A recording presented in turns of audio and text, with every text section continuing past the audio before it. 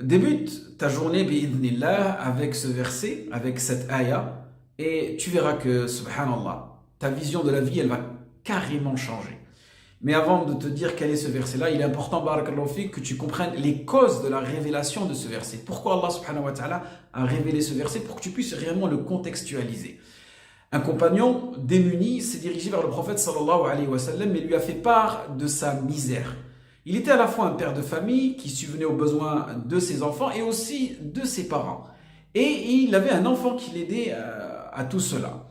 Et c'était son seul enfant. Mais un jour, cet enfant-là a été emprisonné, ce qui attrista encore plus son épouse. Donc, il va demander de l'aide à qui? À notre noble messager, sallallahu alayhi wa sallam. Et vous savez que le prophète, sallallahu alayhi wa sallam, il ne refuse jamais de proposer son aide. Mais cette fois-ci, le prophète n'avait rien à lui donner. Si ce n'est qu'une clé, mais pas n'importe quelle clé. Une clé qui ouvre les portes de toutes les subsistances, qui ouvre les portes du bonheur. Et cette clé-là était tout simplement une magnifique parole que le prophète sallallahu alayhi wa sallam va lui dire. Regardez ce qu'il lui dit, le prophète sallallahu alayhi wa sallam. Il lui dit, crains Allah et patiente. Ittaqillah wasbir. Et dans une autre version, il lui a demandé d'invoquer abondamment Allah subhanahu wa ta'ala avec cette invocation-là, la hawla wa la quwwata illa billah. Donc il prend le conseil du prophète sallallahu alayhi wa sallam, il repart chez lui, il informe que le prophète sallallahu alayhi wa sallam lui a recommandé de craindre Allah et de patienter et de prononcer abondamment cette parole-là, la hawla wa la quwwata illa billah. Donc, après avoir suivi ces conseils, Allah subhanahu wa ta'ala va accorder à cette famille-là un troupeau de moutons. Et de ce troupeau-là, ils vont pouvoir subvenir à leurs besoins et petit à petit en faire un commerce. Donc voilà celui qui craint Allah subhanahu wa ta'ala et qui réalise l'importance de la crainte d'Allah subhanahu wa ta'ala. Si tu crains Allah subhanahu wa ta'ala, Allah va s'occuper du reste. Et cela sans aucun doute. Il faut avoir cette certitude-là. Et si tu te préoccupes de craindre Allah subhanahu wa ta'ala, Allah lui s'occupera de ta subsistance.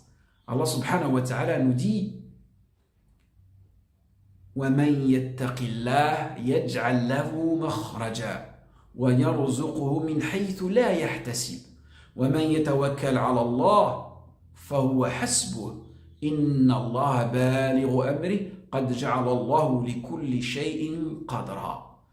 Allah subhanahu wa ta'ala ménagera toujours une heureuse issue à celui qui le craint et pourvoira de la manière la plus inattendue à ses besoins.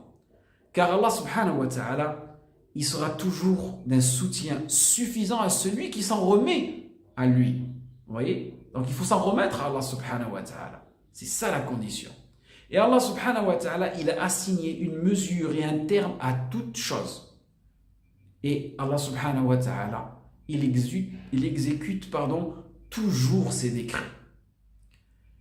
N'oublie pas que celui qui t'a sorti d'un simple liquide projeté dans le ventre de ta mère et qui a pourvu à ta subsistance jusqu'à ta sortie par l'intermédiaire d'un cordon ombilical, il t'a nourri durant toute cette période-là.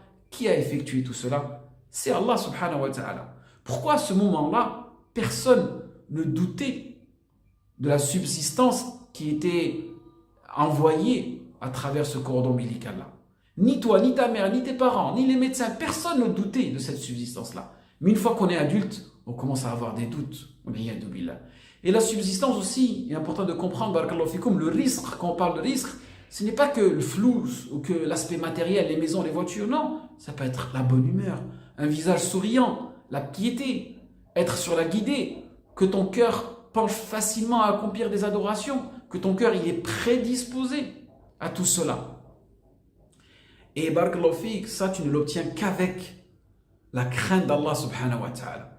Et le plus beau dans tout cela, c'est que c'est d'une façon, d'une manière la plus inattendue. Et Allah subhanahu wa ta'ala continuera à te surprendre de ses faveurs, plus ce dont tu imagines, et à un moment le moins attendu. Regardez comment Allah subhanahu wa ta'ala s'occupe de nous.